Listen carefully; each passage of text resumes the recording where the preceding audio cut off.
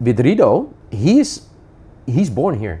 He did his youth development here. Yeah. He played here in Indonesia. He didn't need to play in Europe to get this level. So it's also an example, yes, there is enough talent in Indonesia.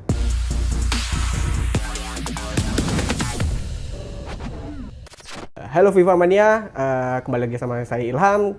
Kali ini kita akan melakukan interview dengan salah satu teman dekatnya Thom dan salah satu host di The Haye Way, yaitu Mr. Neal Petersen. How are you, sir? Are you good? Very good, thank you. Sorry, I'm really nervous because... You should not be nervous. Nah. No, it's just a conversation with the two of us, without cameras. Don't pretend there are cameras here. We're just going to talk about life, about football. Yeah. Okay. The first time we know, Indonesian people know about you is from the podcast, The Haye Way. And you're really close to the Thom in the podcast.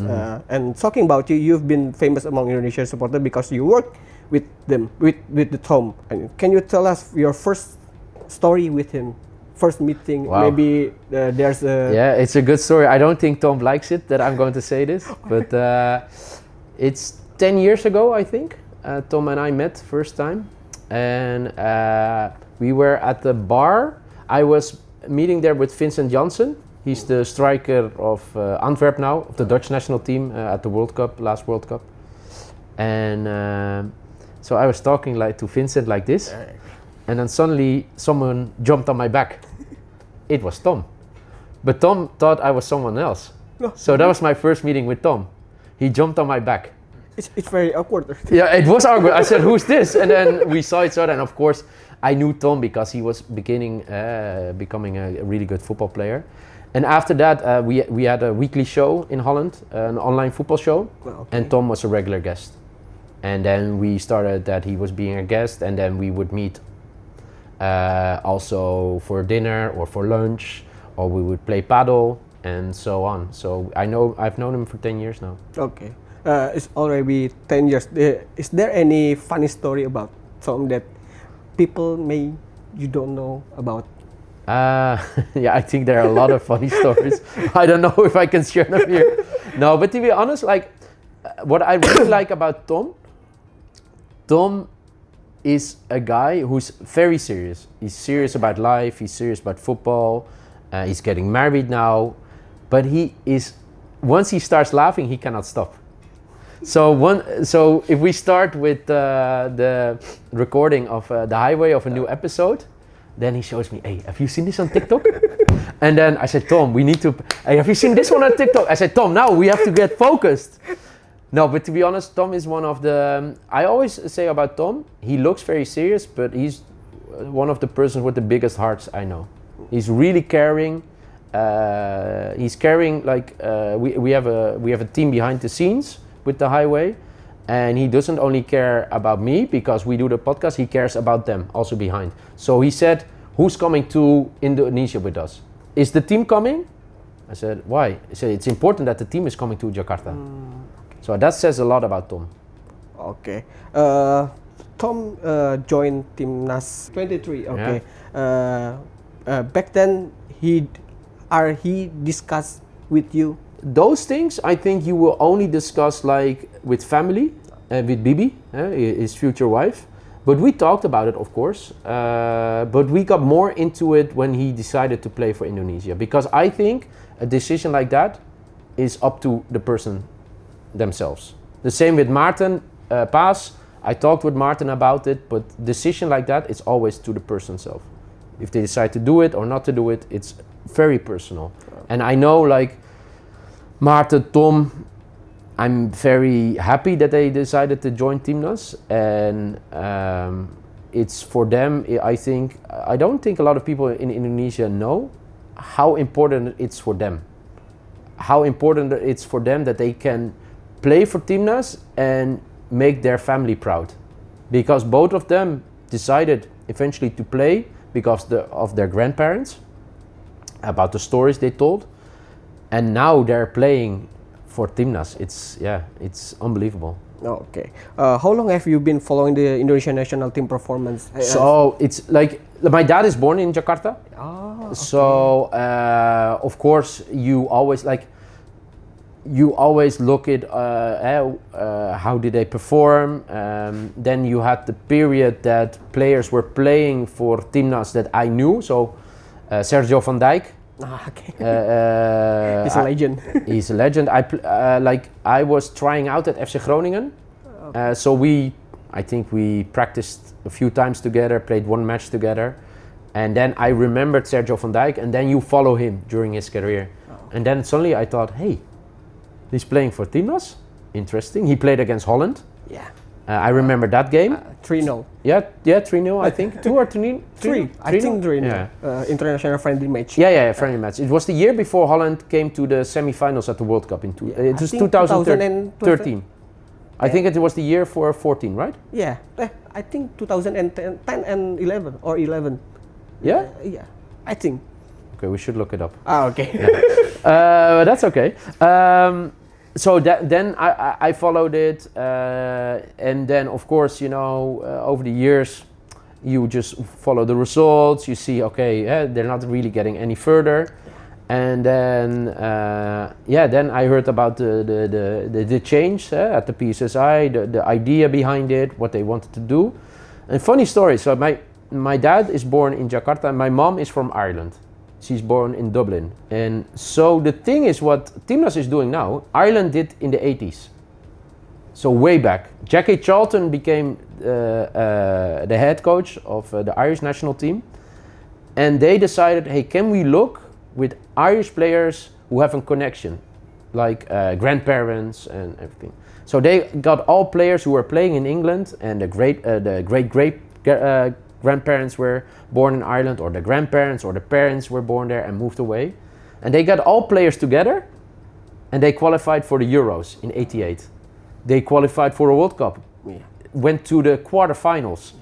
And so for me it's really funny to see the whole development now at the PCSI, because it's 30 years ago nearly, they did it in Ireland already, looking for players who have a connection with the homeland. So you believe that Indonesia can do the same with Ireland? Yeah, because I think the most important thing is if you decide to play for Timnas, it has to do something with football, but it has more to do something with your own, with your character, what you believe in life, where you're from, where are you proud of. And I think the players who are choosing now for Timnas, of course, they're not all born here, but they feel Indonesian. They feel really Indonesian. If I talk to the new guys, to Joey, Ole, but also Jay, they feel the same like the guys like Lino and Ridho. And I think that's the most important. You have to really feel it. You have to be proud of playing for a country with nearly 300 million people who are living here. So I think that's the most important thing. You already have a podcast with Erick. What do you think about it? Of Mr. Thohir? Yeah. So to be honest, I interview a lot of people. I've been doing this nearly 15, 20 years. You know what I think is really impressive? He doesn't have to do this. He's a really successful businessman. Yeah. He was owner of Inter. He was owner of the 76ers, DC United. Why would you step in? Because it was not well organized, the PSSI, before. If you know with everything what happened, with the terrible thing at the stadium, what happened when people passed away, corruption, that the FIFA even said, hey, we cannot do a World Cup here, or we cannot, you cannot compete. And if you see how the momentum has changed, it takes a leader, it takes vision. But what I think the most important thing is, it's not about his ego. If I say to him, you're doing a great job, he said, no. We are doing a great job. Because everyone is trying to do their best. People are really proud again to work for Timnas, to work on the dream, to change the football. And I think that's really impressive, because what I said before, I think the man is very busy. If I see what he's trying to do for the country, in his normal job as minister, it's just, it takes these people to to change. And I think that's really impressive. Okay, back to Timnas. What's your opinion about Mr. Thohir? I think Mr. Thohir is have a big vision about the football. Isn't just talk about the Timnas. Yeah. He have a vision about the grassroots. He have a vision about the future of this football. About football in the Indonesia after the Kanjuruhan tragedy. It's very sad to anybody. So sad, yeah. But he stepped into our PSSI, and I think it's transforming the football itself in Indonesia. I think what he changed is also the belief. Yeah. Believe in that Indonesia can be a powerhouse. Not tomorrow, not in a couple of months, but in 10, 20 years. That you have great talents born here, playing all over the world. That you have a great competition in Indonesia, and that Timnas is every 4 years at the World Cup. Yeah. And if you work towards that, you need grassroots, what you said, and everything. And it's also other people I met who are working at the PSSI. It's just very smart people who really try to change, and change is difficult. I read a lot. I try to read a lot here about in media.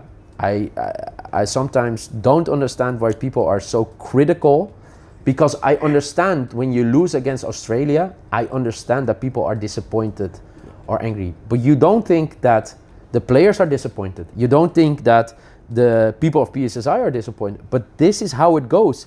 If you're changing, it not only goes upwards from the beginning. Yeah. It goes up and down, up and down, up and down. But you have to stick together. I think that's the most important thing. Yeah. And I think Mr. Erick Thohir is made a lot of people are falling in love again with football, because after the tragedy of Kanjuruhan, many people is like, I don't want to watch football anymore because a lot of people... It's not safe. It's not safe. Yeah, but I understand that. And that's why when I was here in March, the game against Bahrain, so first of all, the atmosphere was insane. But maybe we talk about that later. But what I thought was really impressive, I looked around me. Men, women, kids. Everyone. You think this is normal in Europe? No. I never watched the football of Europe. No. Really? It's a family going to a stadium. I think in Holland they dream of that families go to a stadium. It's 80-90%. Is it way better in Europe? No. No. Way Serious, I was looking around. And maybe I was lucky against the game against Bahrain, and maybe if I go to the game against China, it's only men, no women, no kids. But at that moment, I looked around, I thought, this is what football is about. It's for everyone. And that's what I thought was really impressive. So if I go to a stadium in Holland, of course there are some women, maybe a few kids, but when I saw it here at GBK, impressive. What is your first impression when you look at the GBK and whole stadium? So, are you goosebumps when? Yeah, but so this are funny. This is also Indonesian media. So I was the day before the game. Yeah. I entered the stadium and I was. You doing in real life when? No. I was just at the stadium. At the practice. No, I did in real life the day after. Before on the match day. So I walked in and I always said, wow, I was just looking around how big it is, and then I said, imagine when the stadium is full. But it was for our own video. Yeah. And then somebody clipped it, put it on TikTok, and it got a few million views and likes. And I said, how is this possible? It's only online 10 minutes. And then people tell me, this is Indonesia. They see something, they clip and they put it on. Yeah. But that's it, without anyone in it, it's impressive. But then the day after against Bahrain, so there are a few things. The national anthem. And the funny thing is, that's what the point I pointed out at the beginning. It means so much to everyone. You don't see a difference between Ridho or Jay singing the national anthem. Everyone is proud singing the national anthem. And not only the players on the field, the staff, but also everyone in the stand. Yeah. That was great. And then, of course, after the goal, madness. And then afterwards, the song on the field. Tanah Air. Yeah. It's something I didn't experience before, so yeah. I went back to the hotel, and then of course we did the podcast with Tom and Joey after the game, but I went back to the hotel after the podcast and after the game, and I couldn't sleep because I got so many impressions during the night. It was just it's one of the best experience I ever had in a football stadium. Really? Yeah. Well, but this is typical Indonesian, huh? If I say this to people in Indonesia, they say no. Yes. Of course, I told you before the podcast, I said I've been to 200 stadiums all over the world, Asia, America, Mexico, South Europe, not to La Bombonera, so I can't compare it to that, but compared to other countries, and then every Indonesian is surprised, but the atmosphere at GBK against Bahrain was insane. If you want to give a score, is there 10 out of 10? Yeah. Really? Yeah, but like I've always learned, Tom always learned, he's one of the persons who says to me, there's always more. So I will give it a 9.8. So because the moment, say it will happen, you qualify for the World Cup and you're at GBK, I think that's a 10 out of 10. If if our national team will qualify to the World Cup, do you go to Indonesia to celebrate with us? So of course. Now my idea is now to, when they play here, or when they qualify for phase 4, we'll be there. We'll try to be every game at Timnas now, and that's we also decided not to fly to Japan, but to do to watch here with everyone. Okay. I think that's more interesting than going to Japan. Okay. But if they're playing like in the playoffs in October or November, of course we'll be there. Huh? And I cannot imagine if Indonesia qualifies, what's going to happen here on the streets and in. It's kind of madness. Oh really? Yeah, like a party. Yeah, but I think nobody's going to work for a week. No. If you qualified for the World Cup for the first time, you think people go to work, or will they be celebrating for a week? People won't go to work, but we go to work. Yeah. We're journalists. Yeah, but it means so much to people. Football means so much, and that's why I love it so much here. Yeah. Maybe I think the football in Indonesia is like an escape from the routine. It's life routine. It's like I don't know. Like you're Indonesian. Yes, it could be. It could be. But it's all over the world. It's in every country where you go. There are some sports that attract a whole country. And yeah, maybe it's an escape for people here, but it's a good escape now. Yeah. And I think what Timnas is teaching now with, hey, to be honest, the most mature person I ever met, Idzes, 25, he turned 25 yesterday. Yeah. But how can he be so mature? How can he be so grown up? He's only 25. I feel like a kid when I'm talking to him. Really? He's so mature, but if you listen to the podcast he did with us, what he told there, I think that's a lesson for everyone in Indonesia. And that's really a lesson. If you're a good player or not a good player, what he told there, believe, it starts with belief. It starts with belief, it starts with hard working, and everyone has a different background, and everyone has different dreams, but try to achieve their dream by working hard and sticking to the plan. Yeah. I cannot, if you haven't listened to the podcast, it's so impressive how he talks about what he achieved now. But because he didn't have an easy background. And if you see what he's doing right now, and staying the same person, he's so humble, he's so down to earth, but on the other side, he's the leader of Timnas. Back to the Timnas, do you think the diaspora player will make any difference in Indonesian national team performance nowadays? Or is it because the role of the coach or the bigger picture, PSSI? So first question back. How long will you call them diaspora players? How long? Maybe because they're not born. But by calling them diaspora, you always set them apart from the players born here. The diaspora player is the saver word for them. It's a nice word from them because they're really not born in here. But at they the have same time, Indonesian blood. Yeah, but at the same time, I think there's just Indonesia people who born in there. Yeah. So but it's more like I totally understand it, and we use also diaspora. But I was just more thinking about it. You could also phrase it as the new players. The new players adding. And no, it's like no, it's not your fault. Everyone is using it. But I was more thinking about it, and I thought I can ask you. Is that something maybe we can by adding the new players because they're Indonesian, they have Indonesian blood, they're very proud to play for Indonesia.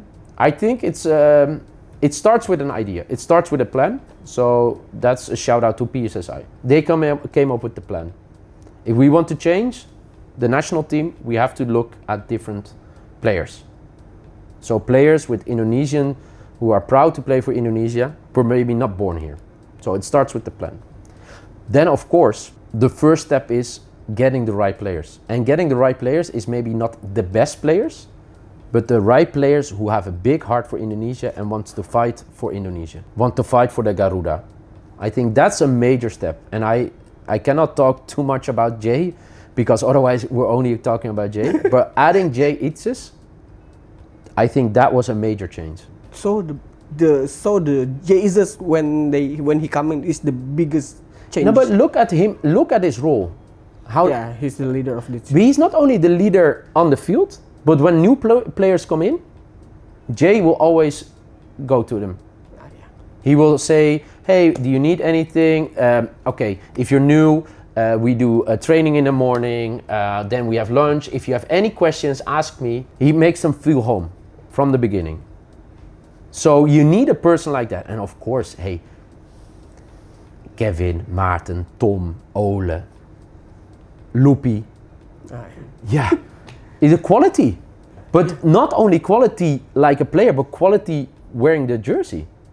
And I think that's the most important. And now I heard the stories about the training camp in Bali. Yeah, it was great. They had time together, really preparing for the games against China and Japan. Mace Hilger singing. Yeah. I have to say about Mace, I'm so happy how the Indonesian people support him, because there was a lot of backlash in Holland from a pundit in Holland who was very critical about Mace. I was at the game. I saw the game. I didn't see that he was performing really bad. And then he got thrown under a bus, and then all the Indonesian people stood up. I don't know if you saw what happened. I know. Yeah, and they supported him. I think that's really good. Yeah, because I think we have already fallen in love with our players, everyone. Yeah, of course. And you have to stick with them. They will not always perform like you like, but it's like you. It's like me. We have good days at the job, bad days at the job. Yeah. And when you have a bad day at the job, you don't want to have people being extra critical, being mean online, saying mean stuff, because you already know. I had a bad day. Next day we go again, chin up, we go again, like Ole. So looking from the outside, there's so many lessons in life taught by the players of Timnas. Yeah. Like Tom, the professor, thinking about stuff, He in the podcast, he always is thinking about the right thing. That's a kind of a character you can have. Ole, who's just a really joyful person, very skillful, very positive, heads up, always heads up. Then you have Jay, who's a leader. You have Maarten, who's a leader. Loopy, he doesn't say a lot, but he performs on the field. So you have all different characters, and that's how it's in life. But they all have in common that they really want to work to achieve a dream. And I think that's an example for everyone in Indonesia, but not only in Indonesia, in the whole world. Because life isn't easy. Life will bring you very dark days and very happy days. So you have to stay with 2 feet on the ground and keep working on what you want to achieve. Talk about Timnas. One of our local players, Rizky Ridho. You always said that Rizky Ridho. Can I tell you something? He's my favorite. Don't say to Tom or Rizky something. Ridho, shout out. No, don't say to Tom or to Jay. that player is. I had major discussions here with my friends in Indonesia. He needs to move to Europe, play 1 year in Holland, and then go to the Premier League, Bundesliga, or Serie A. What is your biggest reason to make Rizky Ridho go to the abroad? So, I think he has everything what a modern defender needs. So he can read the game, he's fast, his tackle is really good, and he has such a big heart. What he did against Bahrain, he couldn't walk anymore. But then he went on back onto the field. That says everything. That says everything. If you compare to today, Rizky Ridho is still your favorite player? I'm just kidding. No, because... I'm just asking. No, but to be honest, like, what I like about... So, maybe it's also... If you're good listening to what I'm saying, there's always an extra message to what I'm saying. Yeah. With Ridho, he's born here. He did his youth development here. Yeah. He played here in Indonesia. He didn't need to play in Europe to get this level. So it's also an example, yes, there is enough talent in Indonesia. There is enough talent, but you have to open your eyes and see the talent, like Ridho. And I think that's something also for younger players, for girls and boys growing up. You can be living here in a small town. He's from Surabaya, right? Yeah. You can live all over Indonesia and you can get to Timnas. You don't have to be born in Europe. So that's what makes it so special. He only played here, and look what kind of level he's achieving right now. If I talk to the coaching staff, they said Ridho is really impressive. Yeah. Every coach. Yeah. Because people don't expect it, because he wasn't playing against Australia, then he got a chance against Bahrain, and he took it. If Ridho watch this, you want to see? But like, I don't think he will listen to me. But Ridho, I'm a big fan, sort of. Of course he listen to you. No, but Ridho, I don't think you understand what it means, what he's doing at the moment, because he's maybe the biggest example from people born here that you can achieve a world-class level if you really want to. And it's up to him, eh? If he wants to stay his whole career here in Indonesia, I can understand. Because the living here, the people here, the food here, I don't think it gets any better if you move to Europe. But hey, if you want to compete with the best in the world, he has to go to Europe. And that's in Holland. I think Holland will be a good competition for him first, because what people forget, if players move, they expect directly results. But it's a culture change, a language change, it's so many things for a person. So in Holland, I think he will adjust really fast to the level, and then he can play 1 year. I think it will take 1 year, and then he can go to the big leagues. People say to me, championship? No, I'm talking Premier League. Premier League, Bundesliga, Serie A. If you want to choose one of the Holland teams for Ridho, what will you choose? Groningen? Yeah, that's my team, man. But, I know the coach, but I don't. It also to do with salary. Okay. Because there's a rule in Holland. So if you have a passport who's not European, you have to earn a certain amount, and a lot of teams cannot afford that. So you have to go to a team who can afford his salary. I already called one of my friends, Nick van der Velde. He played for Bali. Okay. Bali United. He's going to be assistant coach at NEC, where Kelvin plays. Okay. I said to him, if you're looking for a central defender, there's one here. What are they thought about the Rizky? No, I spoke to him before I left. I said to him, watch the game, look at Ridho if he's playing, and then I think that's the central defender you need.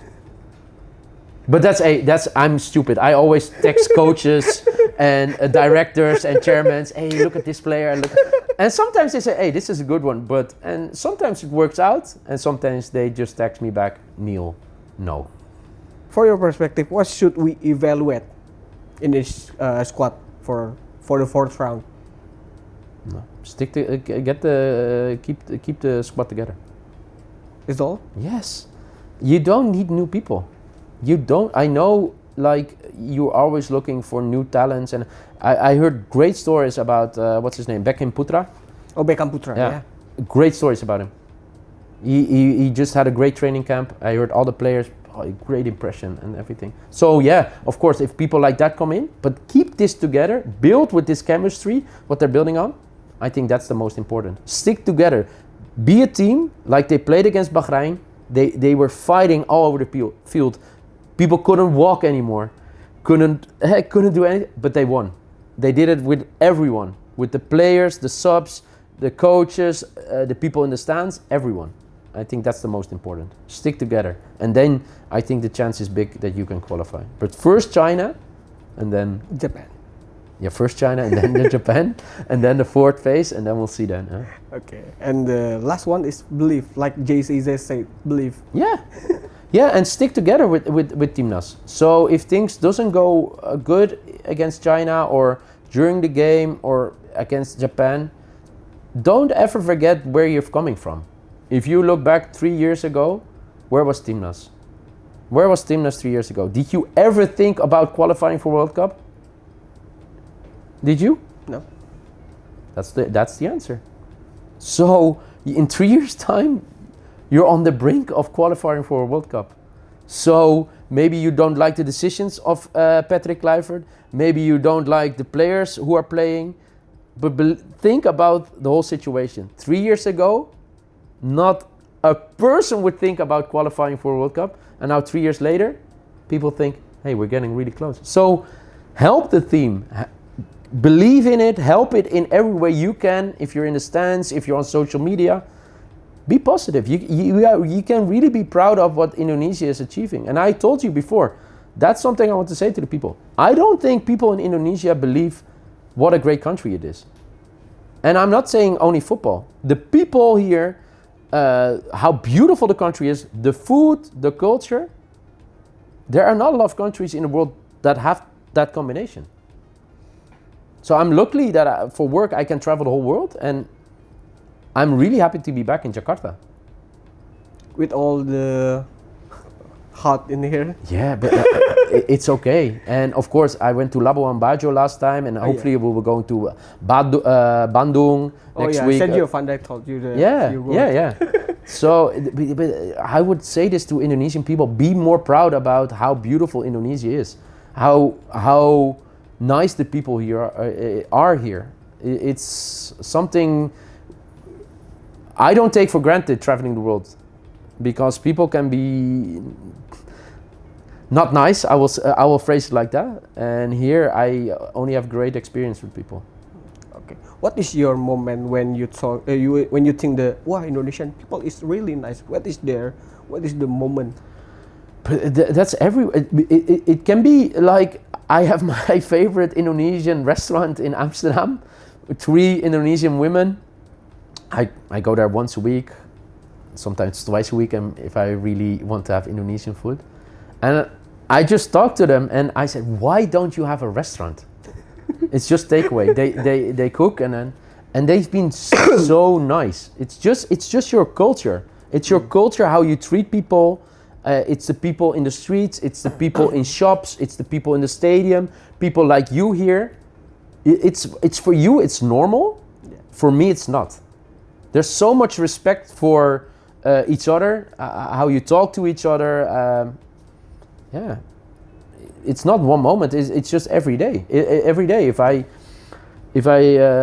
go out and walk, and I always try to talk to local people. I'm taking lessons Bahasa Indonesia, but I'm afraid to talk right now. But hopefully next year we can do it in a little part in Bahasa.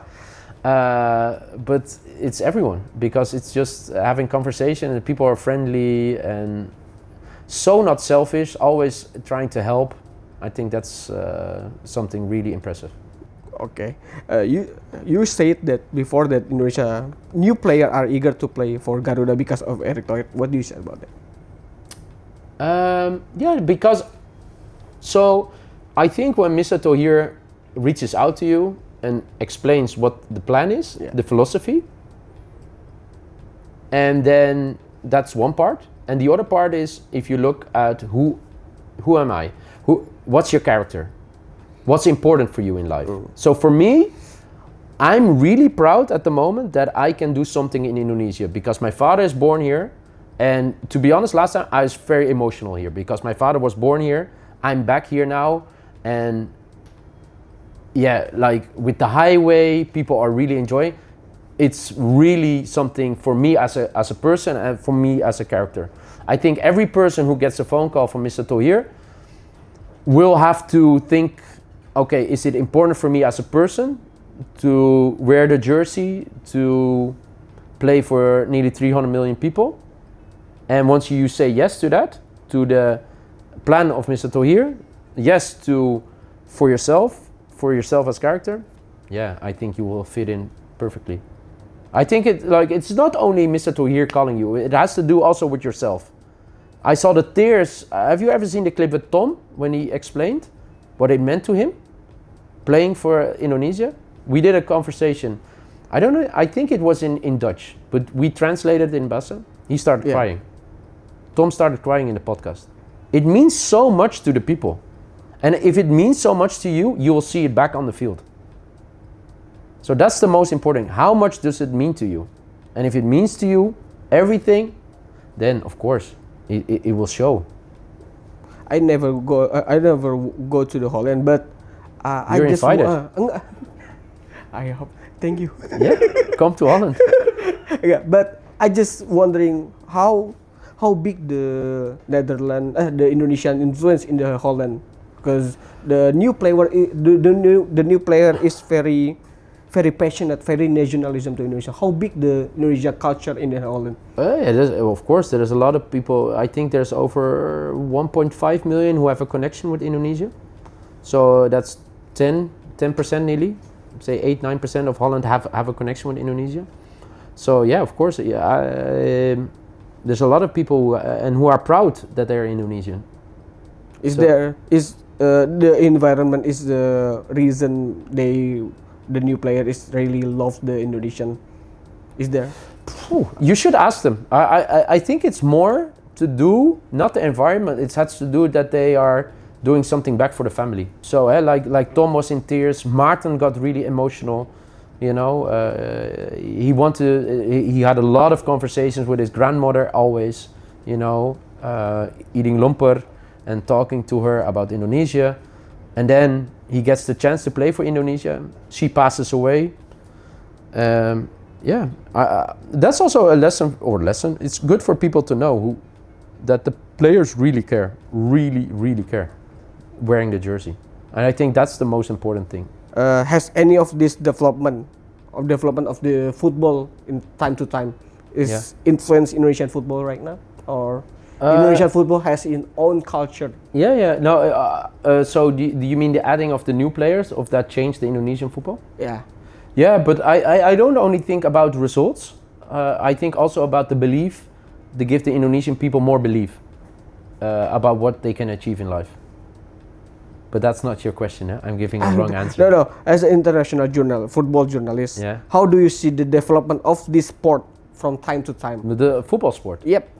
So that's an interesting question. So I think the game against Bahrain was one of the few games this year when I was in a stadium that I really enjoyed.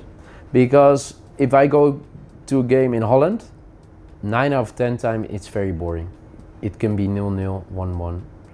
People are quiet in the stands, are bored. There's not a great atmosphere. Wow.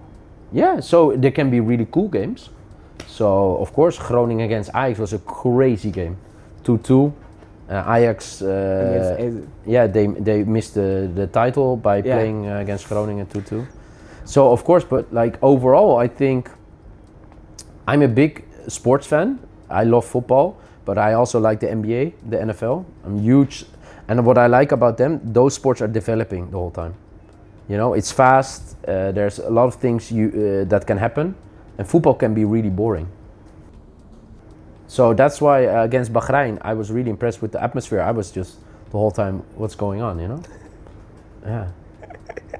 As we learn about you, you've been so into sport, especially football. Yeah. You are the founder of Sports America. You've hosted UFC program on Fox, and you still manage FC Kicken. Yeah. how do you manage all of those things, and what is your reason to love sports so much? So I think it has to do with growing up. So both my parents are love playing sports. So my mom played a lot of badminton. Badminton? Yeah, a lot of. My father played squash and football. I played tennis and football growing up. And I was always outside playing football. It's something that I think makes you a better person playing sports, because you're playing with team in a team or alone, but you learn about winning and losing in life. It gives you a lot of life lessons. People around me thought I was going to be a professional. I was close by FC Groningen. I played a year in Austria. Then I played in the States, in Boston. There I tore my ACL and MCL. Then I got finished, went studying. I really liked sports. Then I got a part-time job in sports journalism. I really liked it. And then I've never thought, okay, I want to be this, I'll be that. Just things came on my path. And then what I said 10 years ago, or no, 12 years ago, I was responsible for all the TV programs in Holland for sports. So like a video, I was responsible for everything, and I didn't like it. It was, I can say it here, it felt for me working in a factory. Oh. There was no passion for sports, people were just doing everything. And then I quit, and then everyone said, why would you quit your job? I said, I'm not getting fun out of it. And then we started like this, in this segment, in 2015. A weekly football show online, on YouTube. And then people in Holland said, there are already enough football talk shows. I said, yeah, but not with players. And then we started inviting players, just on a couch. We had one show a week, then 2 shows a week. Then we did podcasts, developed. And that's the same. They asked me to be a pundit for NFL on Dutch television. Then they asked me, can you host the UFC? And last year they asked me, can you do the Olympics? So I did 3 weeks the Olympics in Paris for HBO Max. It's just because I think I really like sports. I'm enthusiastic.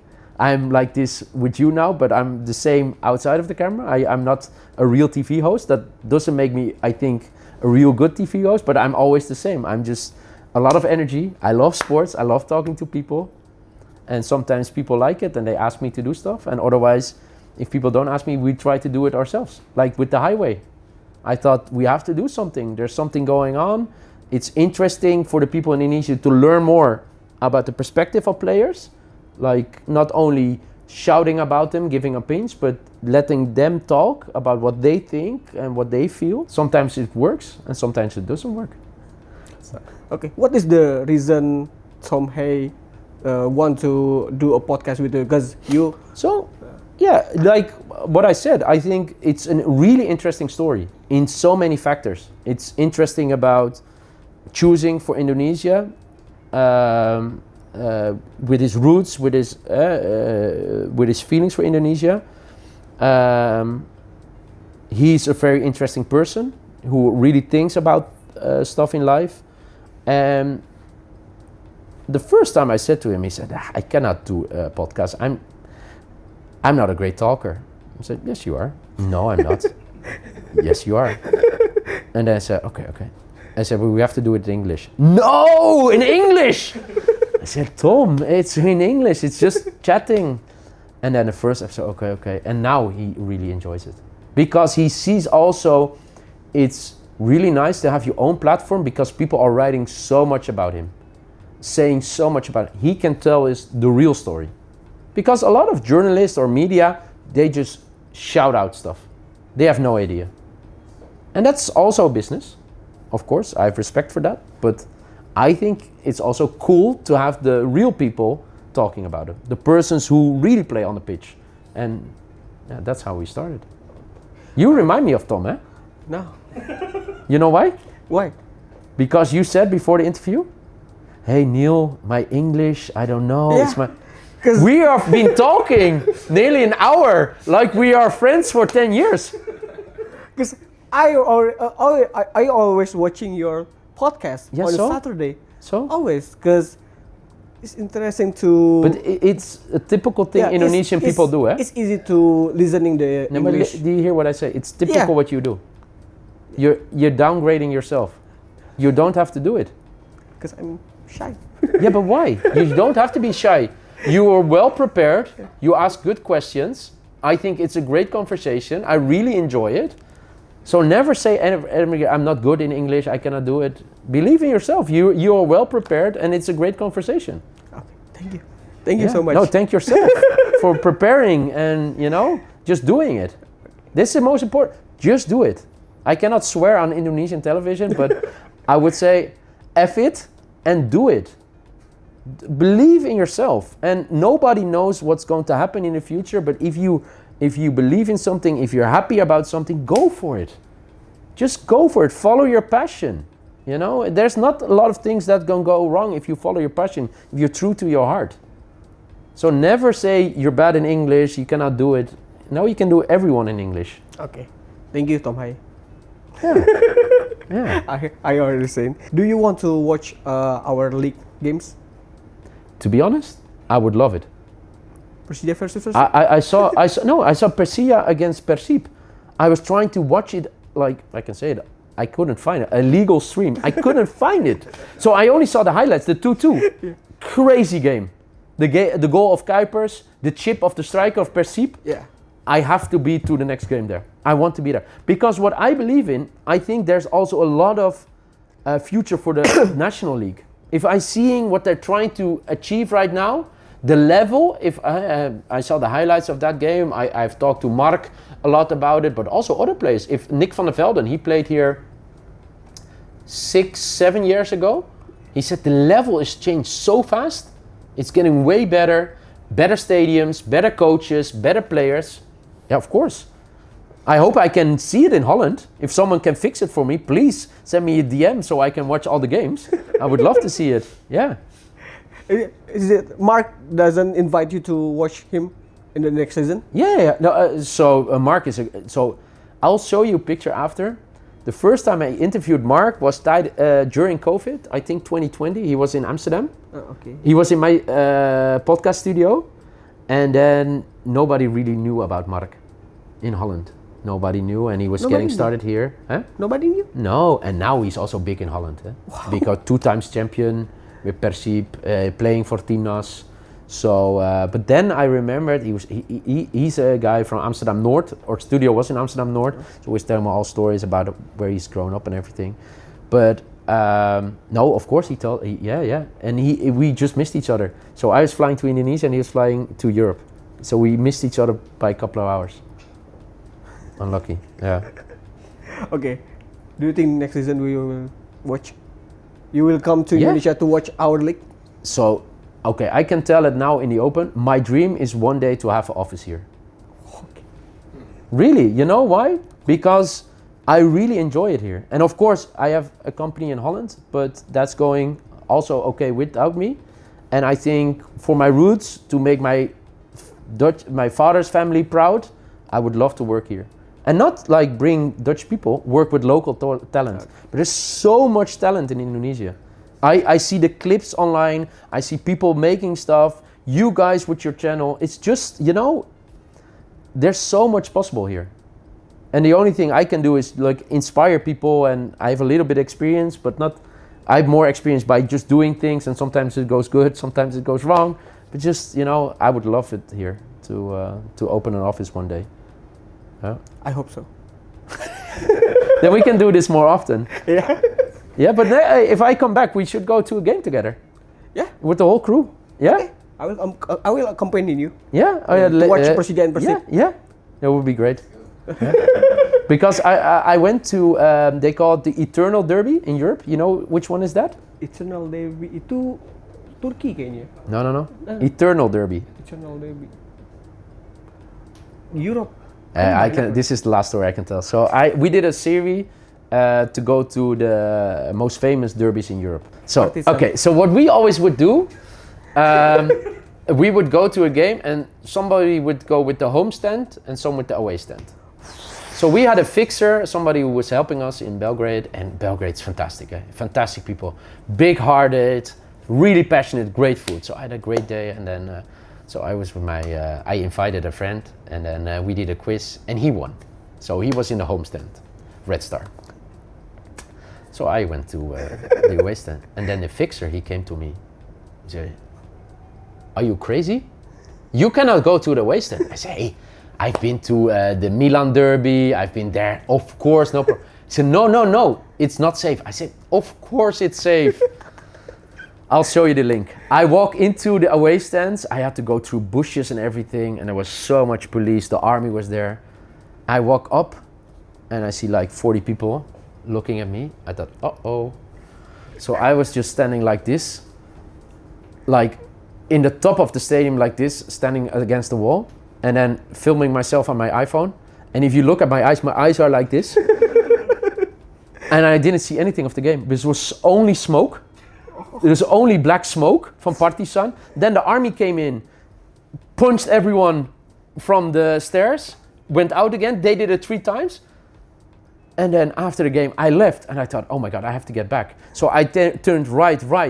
And then there was like 50 people of the army, and I walked towards them, and they looked at me, "What are you doing?" And then a guy came up, "What are you doing?" I said, "Sorry, my friend is on the other side." And they opened up and I could go. And he was standing on the other side. He said, "What's going on?" But I'll show you the video. It's in Dutch and you can see my eyes, but it was crazy. But I love derbies. I love the rivalry.